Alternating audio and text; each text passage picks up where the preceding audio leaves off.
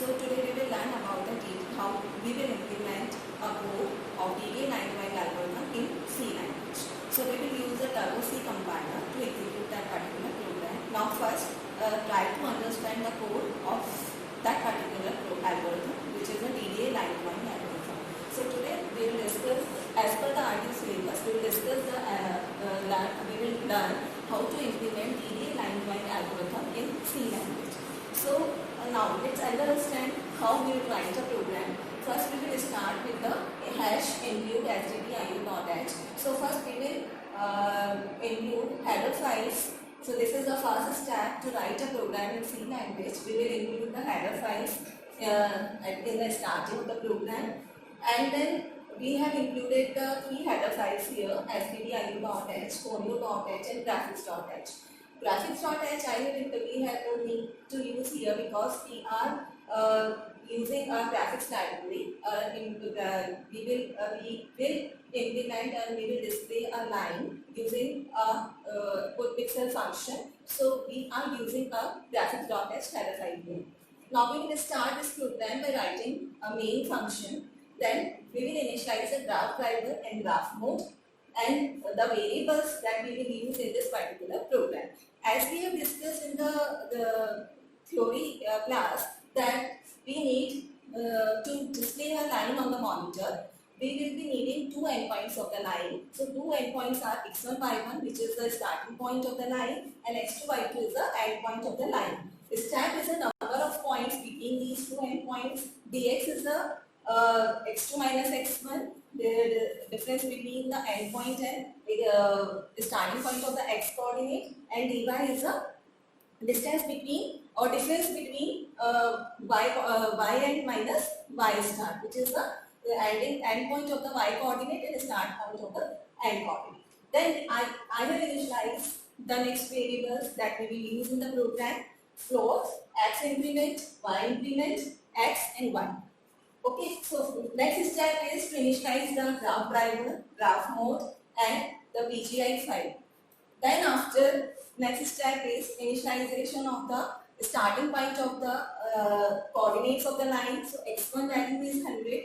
Here I have initialized y1 is 100, x2 is 300 and y2 is 300. So x2, y2 is the end point of the line. So the motive of this algorithm is to find out the intermediate points between these two endpoints. Okay, then according to the algorithm, the next step is to calculate the dx, value of the dx and dy. So the value of dx will be calculated by using x2 minus x1, this formula, and dy will be calculated by using this formula, which is y2 minus y1. Then the next step is, according to the algorithm, we will check the values of dx and dy. We will compare the values of dx and dy. If the value of dx is greater than dy, the value of stack will be equals to dx, otherwise the value of stack will be dy.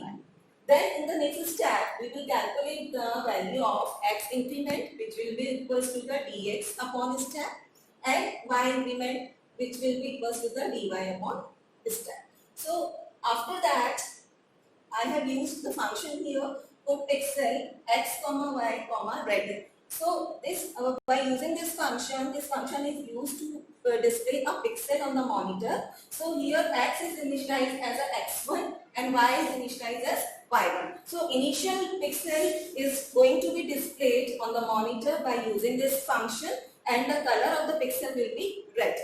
Okay. Then after, we will use a for loop to display our remaining pixels. So we are using a for loop here. The starting value I is equals to 1 to I is rather equals to stack I plus plus. So this loop will execute a number of stacks. After that, within this loop, we will calculate the next value of the x, which will be equals to the x is equals to x plus x increment, and y will be equals to the y plus y increment. Then we will use the put pixel function by using this, by passing these arguments round x comma round y comma red. So round x is this is a function we have defined here. Round a will convert the fractional value into the integer value. So we have used this function here. So when this loop will be executed, so by using this put pixel function, remaining functions between these two endpoints will be displayed on the monitor. Is that clear to you? Then after we will try to understand the code using Turbo C compiler. So we will write a code in using Turbo C compiler in C language. Okay? Okay, start. Now see how the code of that DDA line drawing algorithm. So you can see here how I have written this code on using C compiler, which is a Turbo C compiler. So I have written this code that I have explained you earlier. So you can write the code here. Now the same steps you can write here. You can see how the code is written here. First step is initialization. Then we have initialized the starting point x1 y1, then x2 y2. Then we have calculate. The next step is to calculate the value of dx and dy, as you can see here. Then we will use if condition. We will check condition whether the value of dx is greater than dy or not. Then if the condition is true, the value of step will be equals to dx, otherwise the value of step will be equals to dy. Then we will calculate the value of x increment, which will be equals to the dx upon step, and y increment we will calculate. Then we have initialized the value x is equals to x1 and y is equals to y1.